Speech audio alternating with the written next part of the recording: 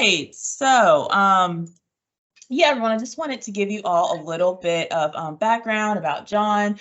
He is the founder and CEO of PTW Solutions, and he really helps with things such as figuring out your company's value proposition and being strategic about the proposals that your company chooses to pursue.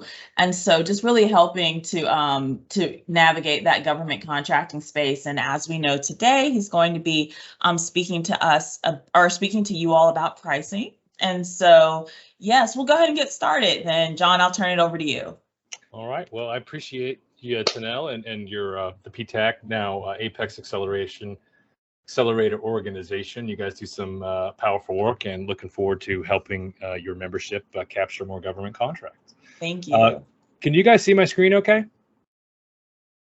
Right now we were able to see it and then it went away. So we were able to see before it said camera. PTW and then it yeah, people are saying no. Yeah, it went away. Okay. Thank you. Let's see here. All right. How about now? There we go. Yep, it's up. All right. So if I have my video on and the slides, does that work? Yes.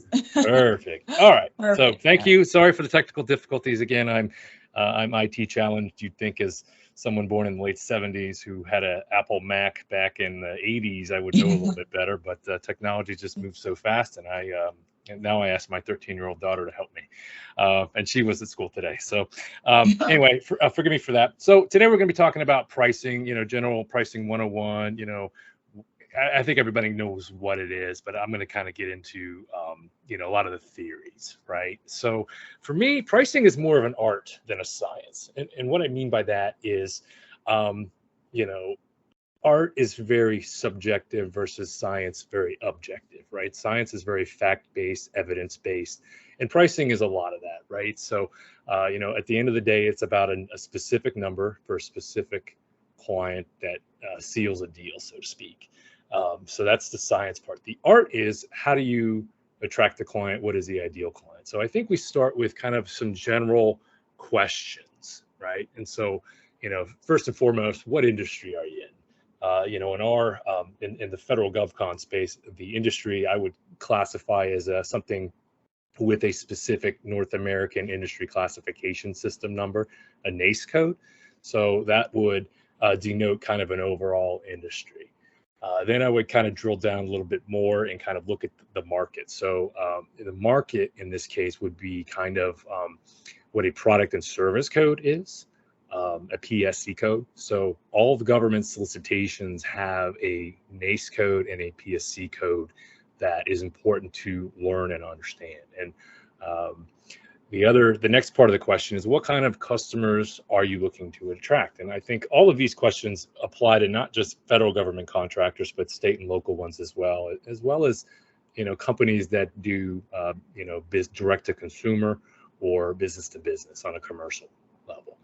So you want to discern and constantly ask who your ideal customer is. And once you figured out who that customer is, then you want to look at what is the correct price to charge that customer. So a lot of people talk about having a list price, and then there's if anybody ever goes to like a store like TJ Maxx, you always see things like suggested manufacturing retail price, which is like say $100, and then but we're giving it to you for $25, and that's a great deal, right? So that's really the art of it. Is the kind of the fascinating stuff that I'll kind of get into about behavioral economics and what are the reasonings behind somebody's individual's buying decision. So we'll move into some basic economic principles, and that is supply and demand, right? So and the economist in me, that was my formal undergraduate training at UVA, go Wahoos. So the price is effectively where the intersection of the demand and the supply curve. And what that is it's the price that the market will bear. So what that effectively means is it's a specific point in time where the buyers and sellers meet and agree to a specific price for whatever the widget is, right? So that the widget could be a product or a service or some sort of hybrid. Some of the important economic principles to understand is the demand curve, which is the one that starts up at the top at a high price, right? So think about it in a way that the lower a price is, the more people will be able to afford it, and theoretically the demand goes up, right? The demand basically is how hungry are those consumers for that product or service, right? Conversely, on the supply side, that's from the business firm's perspective. So the higher the prices go, the more inclined companies are willing to get into that space, right?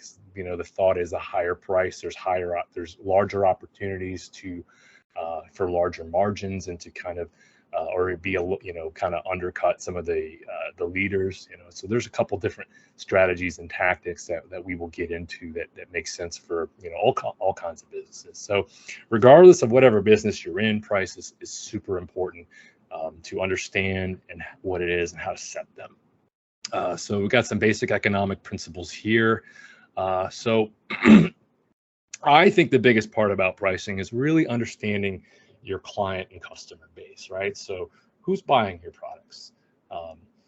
Learning and understanding who they are, how they operate, how do they perceive the value of that product, right? Does it save them time? Does it give them capabilities that they didn't have? My wife and I will disagree occasionally, and one of those things is about I don't like to outsource things. I am kind of one of these, was born and raised as someone who a DIYer, a do-it-yourselfer. So from that experience, I've learned a lot of skills. However, through that journey, I've also realized, well, I don't have all weekend to work on, fixing a soft spot in the deck. I would rather outsource that, because the 48 hours it would take me as someone who's fairly unskilled at basic carpentry, it's easily worth $200 or whatever to have someone else fix it. So the value there is, the time savings, and also the confidence that it's done right? So so that's kind of a perceived value. So that could be, again, the time savings, or something that gives you confidence that an expert has handled that for you. Do they have any price sensitivities? Like, kind of looking at the TJ Maxx example I used earlier. Like, so those are kind of what I would call bargain shoppers. So they have a propensity to make buying decisions when there is a discount involved. So think about, like, the coupon mills and companies that offer Black Friday deals, right? And so once customers understand that, they will tend to not make those decisions until those discounts are available. Why do they buy?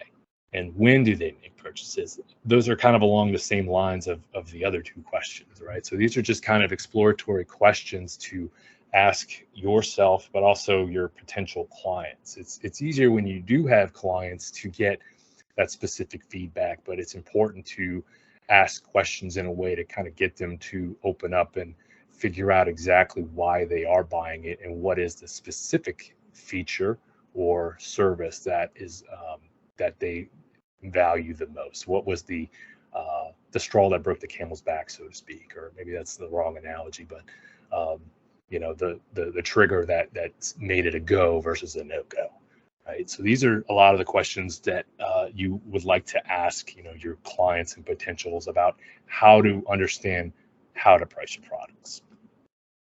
If there's any questions along the way, feel free to chime in. Tanel, I'm not going to be really looking at the chat, but if they come in, and feel free to ping me, and I can stop and go back on something. Great, will do. Check. All right, so moving forward, the other very important part of this is the competition.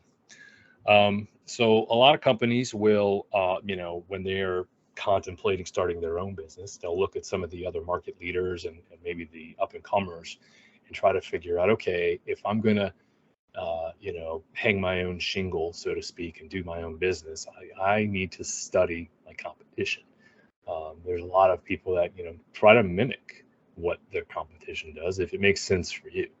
The thing I've learned about business, being a business owner for several years and a solopreneur as of almost a year ago, I've learned that I am someone who studies competition, right? But I have learned for myself that, as a business owner, my biggest competitor is me. It really doesn't matter uh, what the competition is or is not doing. You need to find a sweet spot that works for you. And what that means is, you can study the the market leaders in that space. You can kind of emulate them. You can kind of, mimic their products or services. But at the end of the day, people are going to know that. They're going to realize if you're kind of one of those fake it to make it types, or you're being genuine and you really love what you're doing. So, so study that competition, from all aspects, right? And some companies that may not directly compete with you will compete kind of indirectly, right? So there's a kind of a primary market, and there's secondary and tertiary markets as well. Um, and really look at the prices that they're charging, right? And kind of quantify if you think your product service is a little bit better, a little bit worse, and kind of, make some determinations based off of, what they're doing. Um, Again, you're generally looking at probably the same set of customers. So, and the other thing I've learned about that is um, the customers buy from companies and people that they know, like, and trust. So, don't be afraid to talk to your competitors. I've learned that, early on in my career, I was very intimidated by some of my competitors. They had, another decade or two of experience. They had a lot more of, advanced scientific degrees than I had. And I was like struggling with that question: how am I going to compete with these folks who are, way ahead on their journey? And I started investing some time into my mindset, and what the journey that led me to kind of change my thinking about the competition, and, not kill or be killed type, but also a rising tide lifts all boats. Hey, listen, we're in the same space. We are going after the same customers. I'm aware that I'm not everyone's cup of tea. And so I started kind of extending an olive branch, so to speak, and explaining to them, hey, if you ever have any bandwidth issues, I'm your guy. Like, I was happy to be like a B and C player, kind of like last off the bench, happy to be here type, just to kind of get exposure and, get another kind of client, even if it wasn't my favorite thing to do. But that said, I also learned a lot about companies that I wanted to do more business with. They were, good partners. They were willing to help somebody, a little bit behind them in their journey. And I also learned on the other side of the companies that I did not want to work for, that, wouldn't really provide an opportunity, and for whatever reason. And again, that's fine. Business at the end of the day is about people and relationships, regardless of what you're doing. So whatever you're selling, a product or service, people are going to buy from folks that they know, like, and trust. So I would advise anybody to never, ever, ever disparage your competition, but, learn from them. And, if you absolutely, loathe your competitor, then, call them a frenemy, right? Keep your friends close and your enemies closer, kind of like that. Because again, I view it, I try to avoid any of the negative things. And for a while, it was very difficult for me to not think negatively of my competition for whatever reason. So again, don't be afraid of your competition. Your biggest competitor is likely you, but study them and learn from them, but also adapt to what makes sense for you and your business. So if you can't beat them, join them. So again, a lot of competitors, especially in the government contracting space, as an example, one of my clients is a woman-owned small business, and she's in the logistics space. So I told her, it would behoove you to reach out to your logistic competitors who are service disabled veterans or minority-owned businesses. Again, they're your competition. However, your competition can open up a lot of doors that would be unavailable to a specific business. So again, a rising tide lifts all boats. I believe you're both there to try to increase the demand of that industry that you're in, right? So again, learn to love your competition and know that, whatever they're doing, is it impacts you, but really the things that you can control are the things that you need to focus on. And at the end of the day, if you study your competition and you just don't think you compete, then don't, right? Join them, learn the business a little bit more, but you got to build that confidence. And I think studying that competition is kind of a step in that journey. And John, we have a question here from Bryson Chavis, and he says, "What ideas do you have for finding the competition? Maybe some are more obvious, especially small business competition." It depends. Great question. Appreciate you asking that. Google. Google is a great. Look at whatever the industry that you're in. Pull that up. See you'll see the paid ads, the people that are paying for SEO optimization to have the top 5 results or whatever. But also, like if you're in the federal government space, USA Spending is my first go-to in terms of so like take the logistics example. I would go to USA Spending and type in a keyword of logistics and look up all the currently awarded government contracts and go, okay, these are all the companies that have been awarded in my competitive market, my competitive industry, right? And then that would be a list of potential companies in my mind I would contact. I would try to figure out if they are a friend or foe, if they're more of a friend or an enemy, right? A frenemy on the spectrum. And again, a lot of people, some smart people I know have used the term competitive, which I like a lot because today's competition may be tomorrow's partner, or a lot of times a lot of those companies buy their competition, right? So learning your competition is basically just kind of doing some internet sleuthing, doing some keyword searches, and finding companies that are ahead of you in their journey. Or in some cases, it's kind of a brand new market, so there may not be a lot of competition. But look at kind of the value proposition of why customers are going to want to pay for your business to provide products or services.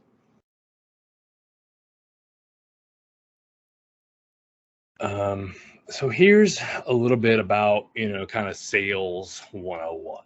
Right? So you start with, again, asking the questions of who are you trying to market to? Who are your ideal clients, right? So from that questioning, you would come up with a sales pipeline, right? So if you're in the federal government marketplace and you're into logistics, you would look at, a tool like usaspending.gov, which is totally free. And if you'd like, I've done some tutorials on YouTube about how to effectively do just that. Like look at logistic companies or transportation companies or whatever comes to your mind in the business that you want to operate in. So that is kind of a pipeline and planning aspect of it. So go to USA Spending, and actually, you know what? Since I'm sharing my screen here, why don't we do this? Because I can show you how easy this is. Is my USA Spending up? Can you guys see this? The web page? Or is it right now we still see your PowerPoint presentation. PowerPoint. Okay, I may not be this advanced in Teams. So in USA Spending, hit me up offline and I'll send you a link to some YouTubes or a YouTube I've done about it. But effectively, you want to build up a pipeline. And what that is there's some work that's upcoming that you want to keep your eye on. And once you've identified, again, who your ideal client is. So look for things in that pipeline. You want to be looking at many, many opportunities, and you want to look at them in a way that, is my company going to be successful in this job? If my company, is this something that I want to do? Is this something that a client's willing to pay me for? Are there some gaps in the things that I offer that I need to figure out in order to get a contract in that? So that's where teaming kind of begins, right? So you plan for your pipeline. As things kind of evolve, you want to, again, build the team to augment your weaknesses and build up your team to position yourself. You want to make sure that there's opportunities in the pipeline and planning phase such as requests for information, where you can submit, some detailed information about your company and how it solves their problem. So, what the way that the federal government sales cycles work is that they conduct market research, right? So that market research phase for the government is effectively the pipeline and planning phase for a contractor. Okay. So when the government is looking for companies, they'll say, hey, we're looking for any type of small business to do this logistics job at, Sunny Point Military Ocean Terminal. That's a location down here where I live in North Carolina. So they'll say, we're looking for a business that must have a CDL license. They must have an explosive ordnance technician, because they're, shipping ammunition. So there's got to be some additional certs and qualifications that are required for that work. So the government is actively looking for companies to do all of those things. So once you find a suitable opportunity that you want to, submit a request for information on, a lot of times those may also be called sources sought. So again, the governments will declare what they're looking for. They will explain their problem or what it is that they're looking to outsource. During that phase, it kind of morphs into, okay, I'm submitting some information where I'm hoping that it helps position my company to win. And positioning effectively is putting your company's best foot forward while or another way to put it is emphasizing your strengths and kind of mitigating your weaknesses, right? Through that process, you would be able to tell whether the efforts of your positioning have been fruitful or not. Because as the government gets out of the market research phase, they go into solicitation phase. And what that means is that there's a live RFP, request for proposal, or request for quote. So those are live opportunities where the government has already conducted market research. They have already, been influenced, if any, on, any company's positioning maneuvers. And effectively, once you have a live RFP in the street, you see that, the results of your positioning have been fruitful. Like, they're only looking for companies that have your specific quals. Then really you're not competing on price anymore. You're just basically trying to figure out the right price in order to win the work. If companies do not do a successful job in positioning, then they must compete on price. And again, every company, every customer, every opportunity is going to provide different signals of what is or is not a good factor of, whether your results have been successful. So this is constantly an evolution, right? So think about this as a cycle, and this is the theory. But as you kind of go and develop your own sales funnel, your sales process, you will want to make tweaks based off of what works and what doesn't work. And you'll see it in the numbers too, right? But effectively, sales is a numbers game. You want to start with having a very robust pipeline, and that pipeline, generally speaking, the kind of rule of thumb is you want to have like between 3 and 5x of whatever your sales growth targets are. So let's use a simple example of, okay, I want to grow by $10 million next year. Then I would probably be looking at a sales pipeline of about $30 to $50 million, because as you kind of as you go through some of the review gates, when you go from pipeline, when you go to positioning, the number of suitable opportunities that meet the criteria that are advantageous for you becomes smaller and smaller. And we do. Oh, sorry, John. Yeah. Go ahead. We have a question. This might be something that you are going to speak to later in the presentation. So if it is, you can feel free to address it then as well. But this question says, by GSA.gov lists the hourly rate the government pays for a certain position, such as engineer, et cetera. For a solicitation, when asked what is your fully loaded proposed hourly rate, is the by GSA hourly rate the fully loaded rate? Is it a good guide to stay within the by GSA rate when bidding on solicitations that ask for a fully loaded hourly rate? Well, it depends, honestly. Yes, the GSA, there's a website, used to be called GSA Calc. It's, if you Google GSA Calc, you'll get to the site, but I think it's now like GSA PET, which is a horrible acronym, but it's like price estimating tool. And what that is a schedule aggregator, right? So GSA's got, multitude of schedules, IT70, PES, Oasis. There's some other ones I'm drawing blanks on, but if you go to that website, yeah, you can type sysadmin, engineer XYZ, and it'll come up with a range of rates, right? So when we talk about pricing and fair and reasonableness, we're talking about a range of prices, right? So what would a high-end bidder be? What would a low-end bidder be? And the GSA Calc tool is an excellent way to kind of get an idea of what the market ought to be for that rate, right? Again, it's a range, but it is a very good tool. It is for fully burdened rates. Now, the thing I would caution about the GSA schedules is that there's some baked in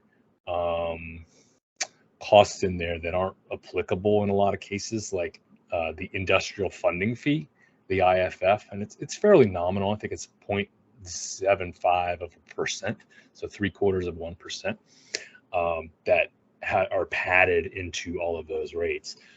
But the other thing about GSA schedules is that there's a clause in most of them. It might be all of them, but most of them for sure. It's called the Most Favorite Customer Clause, MFC.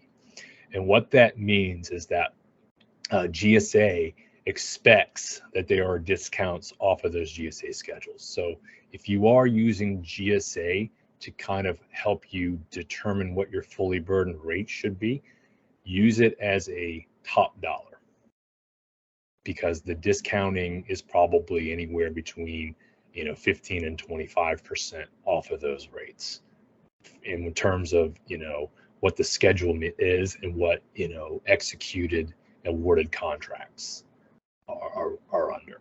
And that most favorite customer clause too is a little thorny in a sense that if you discount to a client, say 25%, and GSA says, oh, okay, well, any customer now, that's really your price.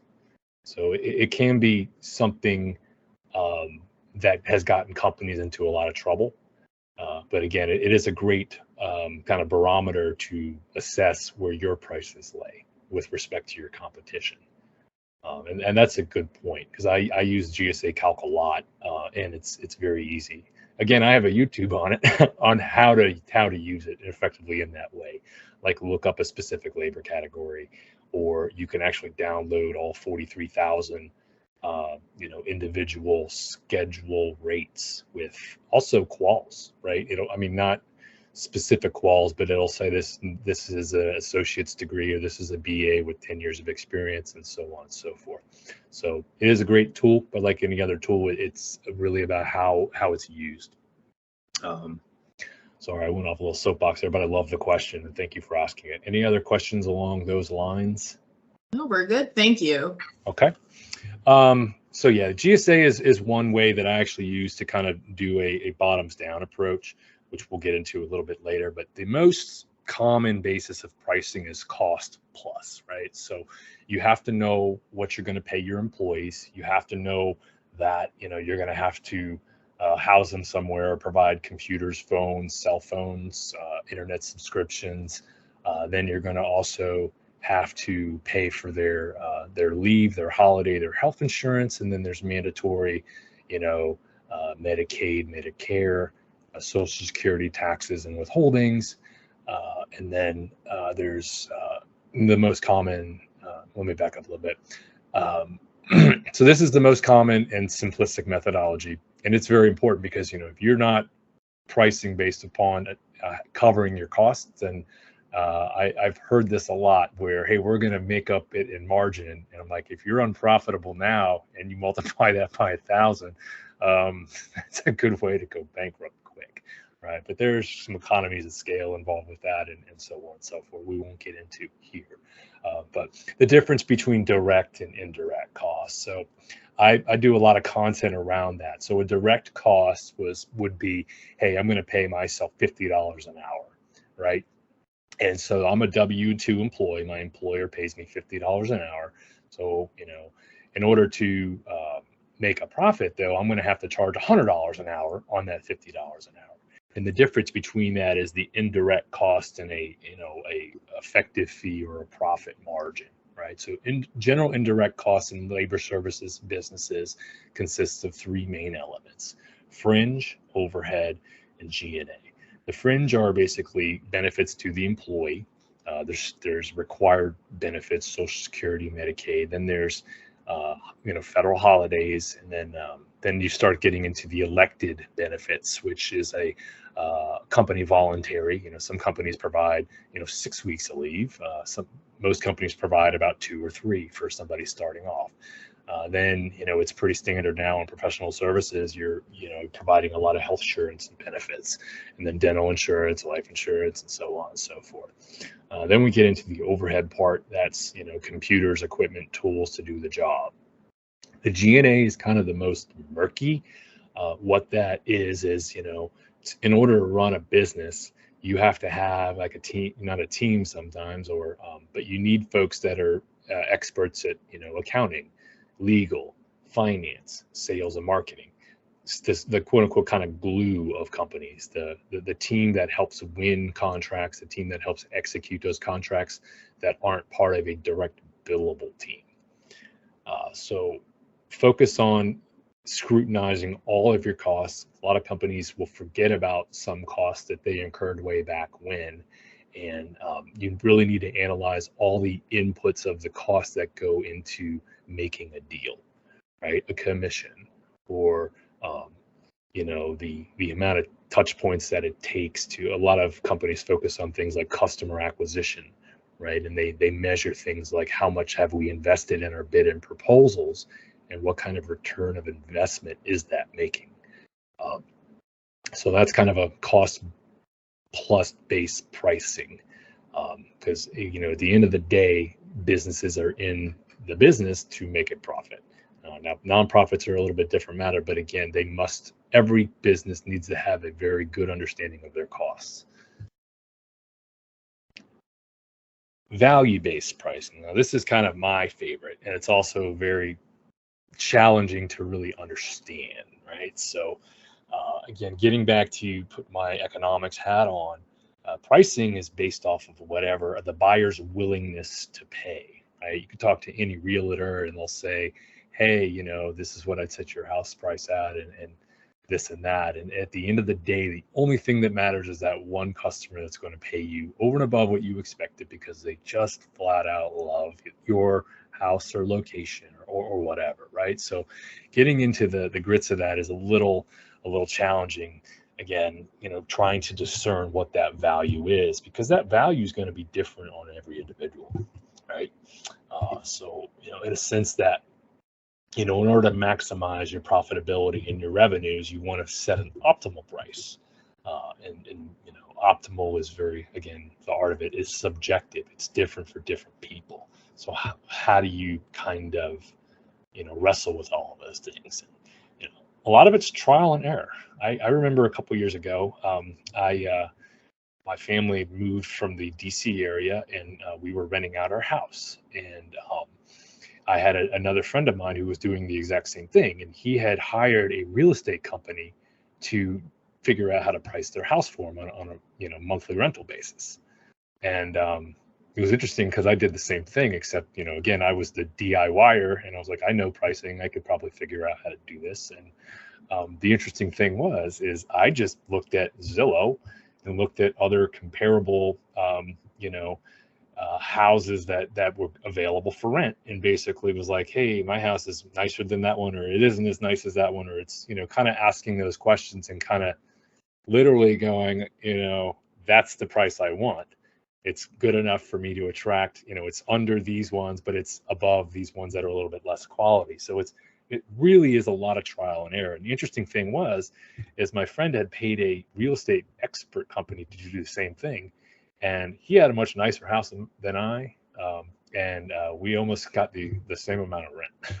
So again, it's interesting because again, it's whatever that one person will pay you for, right? So that's value-based pricing.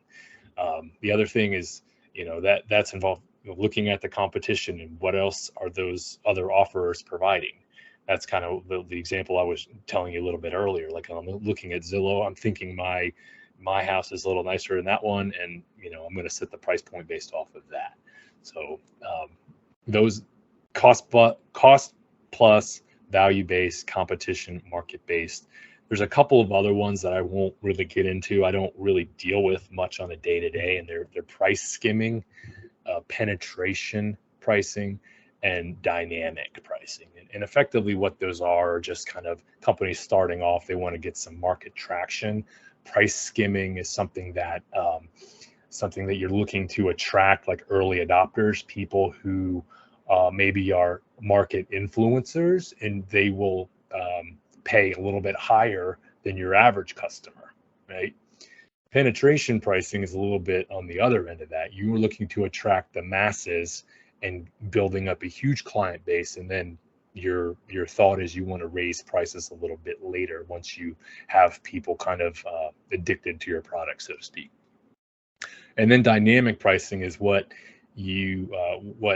sophisticated companies like Amazon will do. If you ever drop a lot of stuff in your shopping cart on Amazon like I do, and then forget about it, go back in like weeks later, and you're like, oh, the price has changed. Well, the price has changed because they have all these, super smart engineers, creating algorithms on what the price should be charging based off a, specific customer demographic or socioeconomic status. And we'll get into that, I think, right here. So customer segmentation, in my mind, is very, very underrated.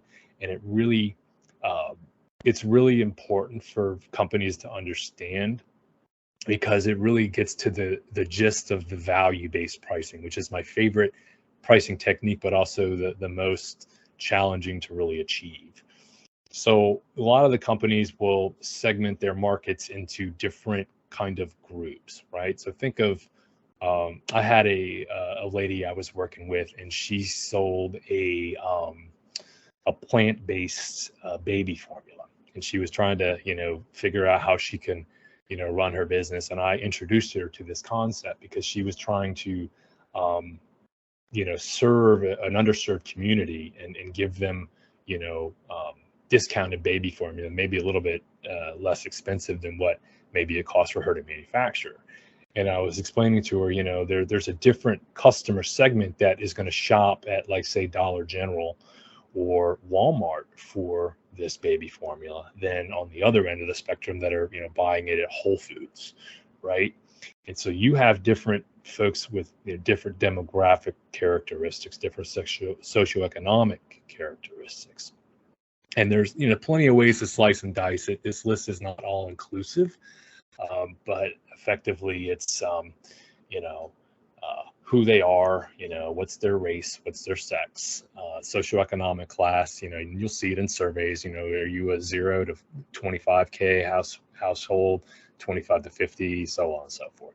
Geographical, or they're, people from the Midwest, they like to call things pop. People in the South like to call, things soda.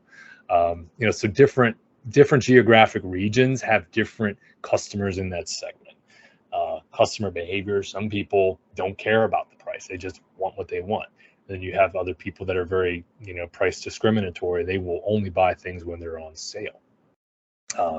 Consumer behavior, customer preferences, sort of one and the same. I can't remember why exactly I put two different bullet points there.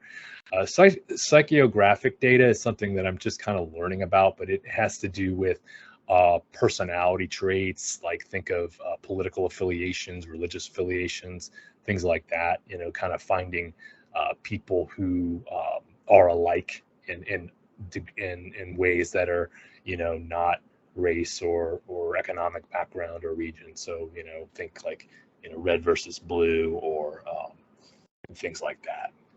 So price segmentation, again, is the key to really optimizing pricing, in my opinion. So again, you learn about those things by studying your customers, who they are. Think about long term when you are running your business, how to capture that data in a way that is, very very easy for your customer to provide. Hey, a lot of, sure, every time you fill out, or you call a call center, right? And they're like, would you like to stay on for a survey? And it's always no, right? Well, if there's a chance, you'll be selected for a $500 gift certificate to Amazon, and you're like, I'll be more inclined to do that, right? So think about ways to capture that data to, have your customers freely volunteer that information. Because as we know, in the information age, information is power, but it's a matter of how do you get that information? And then once you have that information, what do you do with it? So again, I view it as figuring out who your customers are and kind of how to, chop them up into different segments in order to, figure out if it's worth to, raise prices on certain demographics or to lower prices on certain ones, depending on, what your objectives are. And that's really, at the end of the day, it's whatever the business owner wants. What are their objectives? What is their mission for running? What's their why, right? So how to set your prices, kind of like what I said, it's a lot, honestly, a lot like this. It's really more of an art than a science. It's all about studying your competition, learning about your customers, and knowing that there's really no such thing as perfect pricing. You may have figured this out. I'm really into real estate.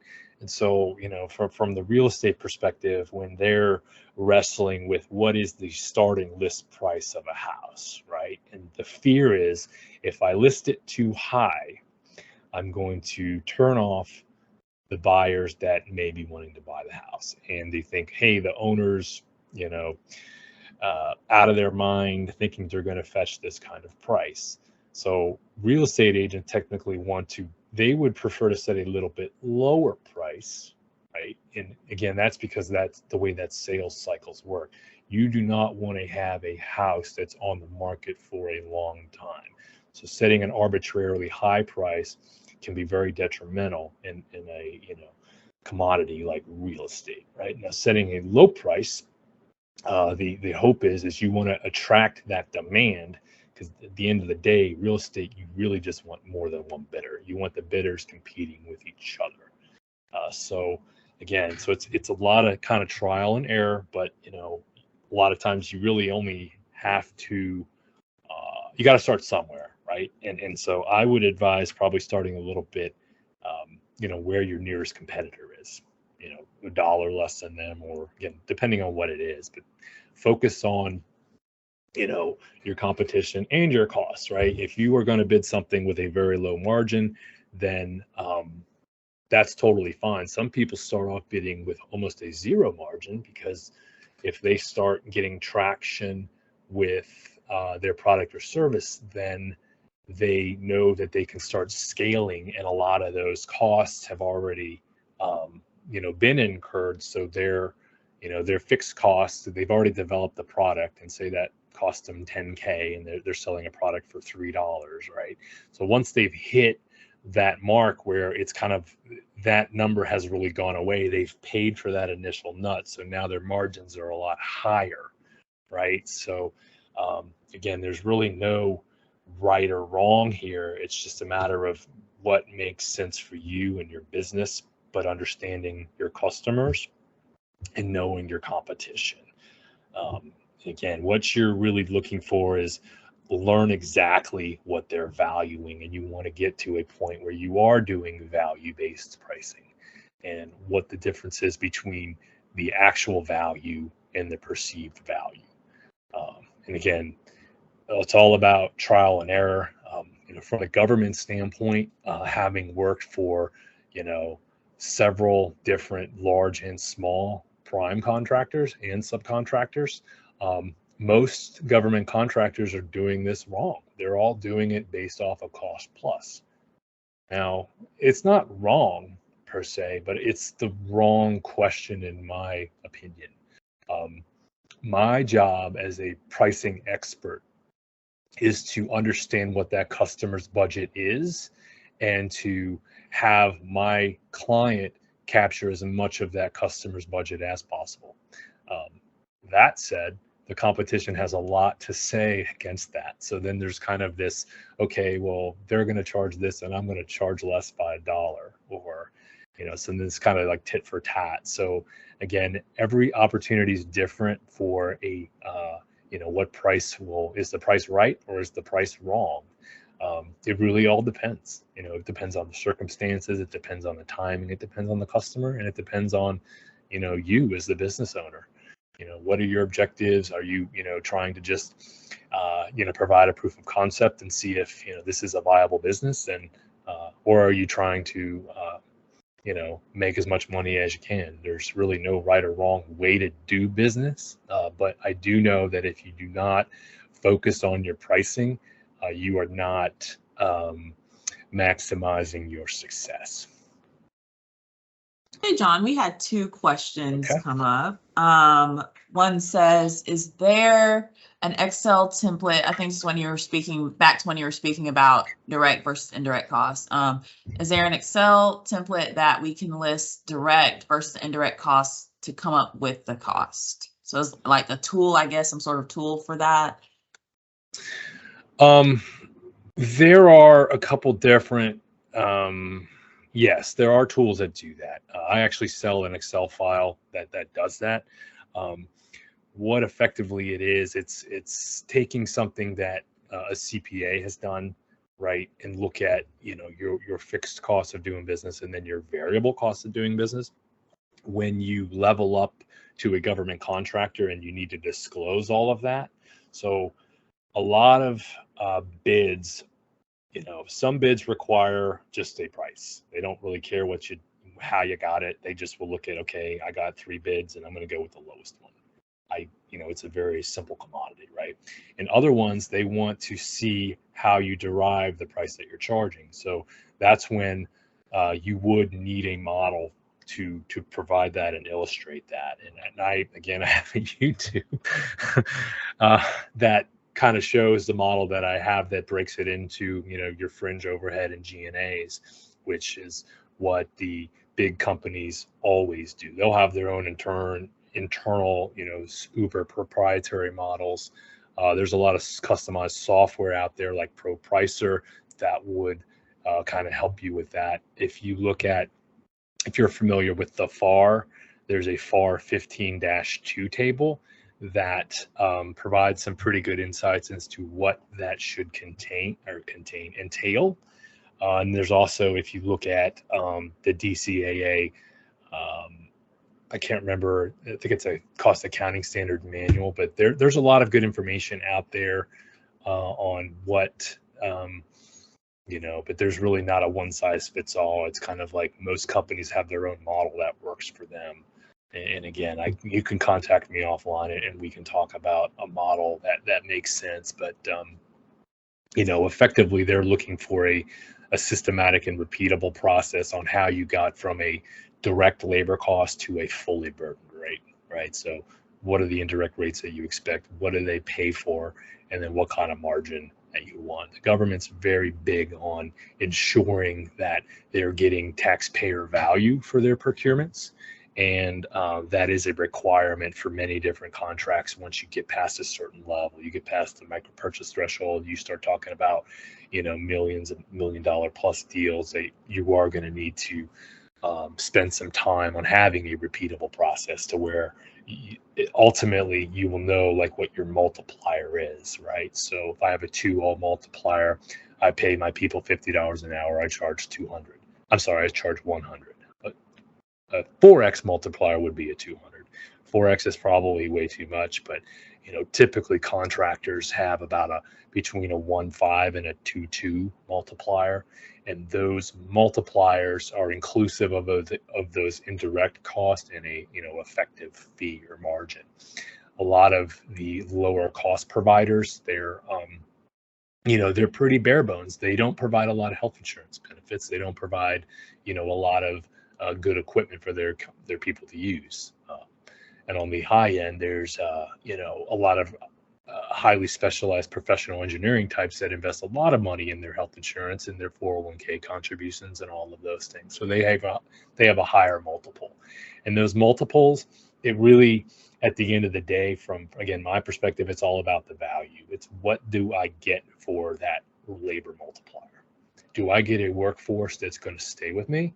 Or if I'm, kind of racing to the bottom, I'm getting a workforce with a really low rate multiplier, but they're constantly replacing people over and over again. I might get annoyed with that if I'm the customer, right? So it really, like anything else, it really just depends. Great, thank you for that. And also, I know you mentioned, or I want to let everyone on the call know that those who register through eCenter, we have your email address. We will be sending you his contact information as well if you're interested in following up with him and seeing some of the services that his company offers. Okay, we had another question. Doesn't GSA require a cost plus structure if your product is a requirement? I'm not sure I understand that question. Can you repeat it one more time? Yeah, sure. I'll repeat it. And Sean, if you could maybe clarify a little bit too, if we need it. But for now, it says, doesn't GSA require a cost plus structure if your product is a requirement? I would say no, because GSA, the whole point of a GSA schedule, it's based off of commercial rates. In commercial rates, it doesn't matter what it costs to build it up. That said, I just did a bid last week with a customer, and they were utilizing my client's GSA schedule. But then they also asked for a full cost burden on how I get to my fully burdened rate when I'm discounting from the GSA schedule. And, like every profession out there, there's, people who are very good at their jobs and people who are not so good at their jobs. And my assessment of this situation was that they were using GSA schedule in a way that helps them, but they also were asking for way more stuff than they needed. And what I mean by that is, companies should use the GSA schedule. Government agencies should use GSA schedules because it's supposed to facilitate the issuance of contracts. It's supposed to, GSA has already made the determination that the rates in those schedules are fair and reasonable. Again, those rates are representing ceiling rates. Agencies expect that bidders will discount from their GSA schedules, but it's not a requirement for GSA to do a cost build that I'm aware of. Now, I'm not a GSA schedule expert, but the whole basis of GSA is based off of commercial rates, which, again, commercial rates are whatever the market will bear. Whatever I have demonstrable proof that I've charged, this client this rate. So the cost builds are effectively irrelevant, but that said, there's a lot of misinformation out there on behalf of the government agencies who are asking for more than what they actually need. And it's frustrating for sure when they do that. And we have, okay, I'm going to skip over one question real quick and then we'll go back up to the one above that, but because it's related to the one we just talked about. So Sean is saying if a product has been POM'd, not sure what that exactly means. He thinks it might mean program of memorandum. I was under the impression that responders were limited to something like a 3%, that vendors were limited to something like a 3% margin. I can't speak to that. I mean, the government does have, the FAR does have stipulations on what margins ought to be with cost plus and fixed price LOE type of contracts. But again, I think he's talking about a specific agency saying these things, because the government shouldn't be dictating what margins are other than what the FAR says. But at the end of the day, the margins are irrelevant to the government. It's really the onus is on them to have competition And because of that competition, they're going to go with whatever the best value was for them at that time. So the costs are irrelevant from their perspective. But again, some clients or some agencies want to see that build up, and they don't want to see that you're charging a 50% markup. They don't want to see that. But having them dictate what a margin should be, I mean, that's kind of almost un-American, I think, right? I mean, because again, it's, supply and demand. It's, if I can do something better and I'm getting an 8% margin versus this, less efficient person getting a 3% margin, and we have the same price, is the company with a 3% margin going to win the work? Because me with my 8% margin, we have the same price. So, but again, there's some wacky stuff out there in government contracting. That's why we do what we do. And feel free to contact me offline if I can provide more specific guidance. But I think there's a lot of other underlying questions I would, I need to know a little bit more about the context. Yes. Okay. Yeah. Like I said, everyone, you all will receive his contact information. As you can see, it's also here on the slide for you to jot down if you'd like as well. And question, the next question we have is, does the government have a price they are willing to pay for a certain solicitation? And is the government willing to pay over what they want it to pay? Generally, that's a good question. Oftentimes the government will tell you what their budget is. They will say, hey, we did an independent government estimate. And the whole point of that GSA calc tool that we mentioned earlier in this presentation, that is, was formed to help, government people who are making requests of budgets amounts that, hey, I'm going to need, these 200 type of people. I'm going to need a team of network engineers and, cable pullers and yada, yada, yada. And then I'm going to build up a basis of estimate with rates using GSA Calc to say, okay, this bid is going to be $5 million. So they generally, when they do that, they will announce what that budget is. And again, if you're the only bidder, then, you want to get like $1 less than that budget. Anybody that's worked for the government understands that they want to spend that money. When they don't spend it, they got to spend it somewhere else a little bit later, right? So again, I think a lot of contractors are doing it a little bit wrong and focusing on the cost plus. And hey, I would just want to make my 8% margin so I can afford to be 15% below that ceiling. Getting above the ceiling, that's a little bit more challenging because you were effectively telling them that they didn't estimate it right.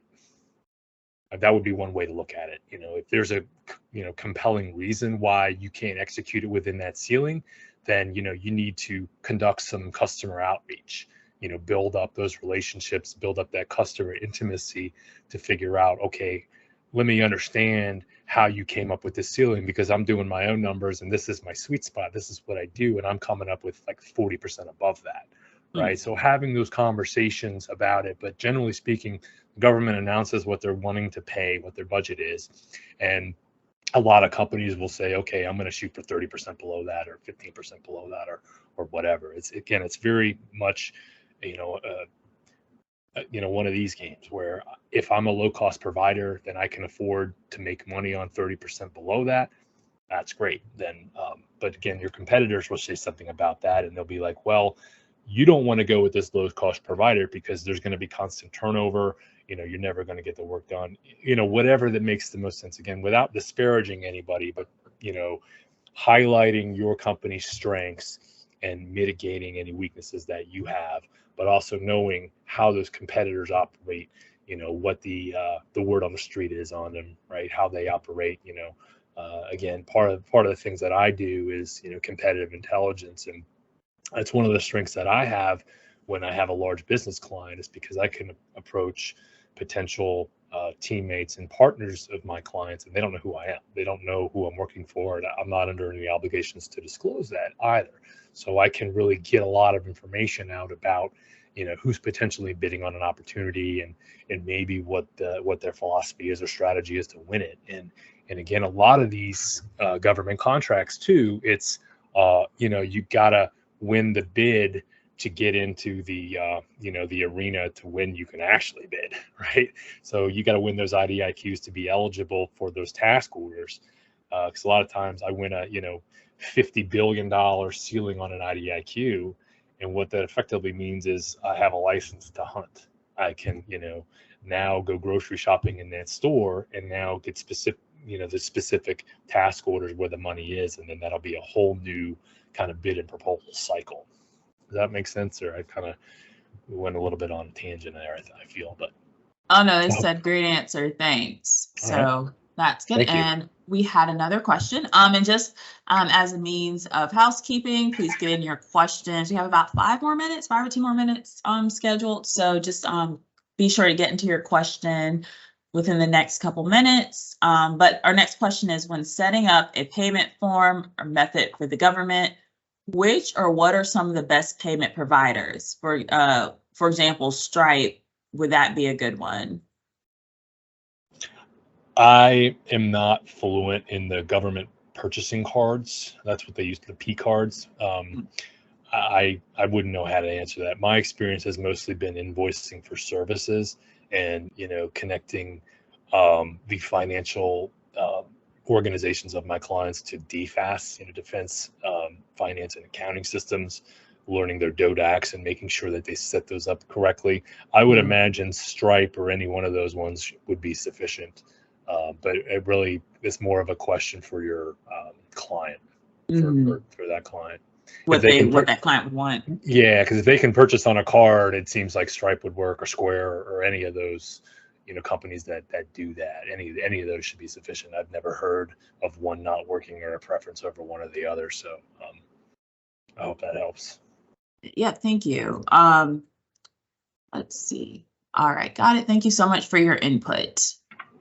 All right, I'll hang on for a couple minutes to see if there are any other questions.